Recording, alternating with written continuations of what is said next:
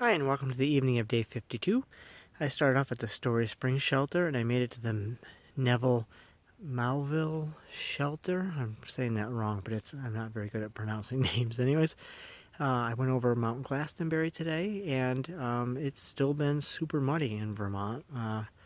The morning was pretty rough. I mean, it's just mud hopping, and it rained a little bit, and it cleared, and I went up over Glastonbury, and I was able to climb the fire tower and get a view. Yesterday when I did the mountain, there was no view because of the rain, and it was a long day. I did 17.6 miles today, so not quite as much as yesterday, which is okay.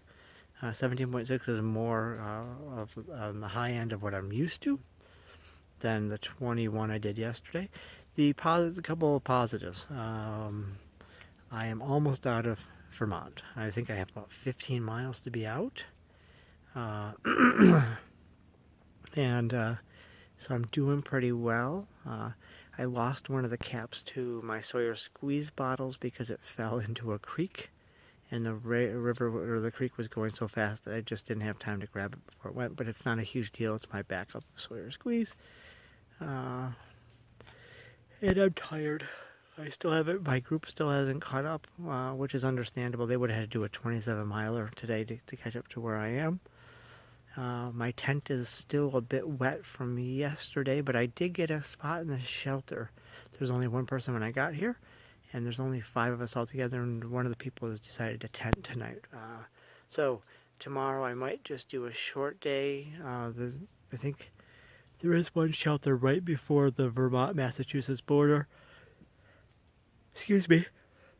I apologize. The shelter after the border is like 26 miles away, so I don't think tomorrow is going to be the day I pop into Mass, because it is supposed to thunder and lightning tomorrow, so it might be a short day, and if it's dry enough, I'll set my tent out to let it dry.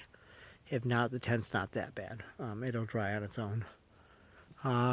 So, good day. Still productive, a little tired from yesterday, but 17.6 is good for me, and it puts me within 15 miles of being out of Vermont for mud, because I mean, there's just nowhere for all this mud and water to go. One thing I like to do, and it sounds a little silly, is if I see like a leaf jam with a lot of water around it, I try to clear the jam to let water flow, so hopefully the people behind me will have an easier time going down the trail. I'm not saying it's a good long-term solution. I mean, really, whoever's in charge of these trails needs to build some water diverters out of rock or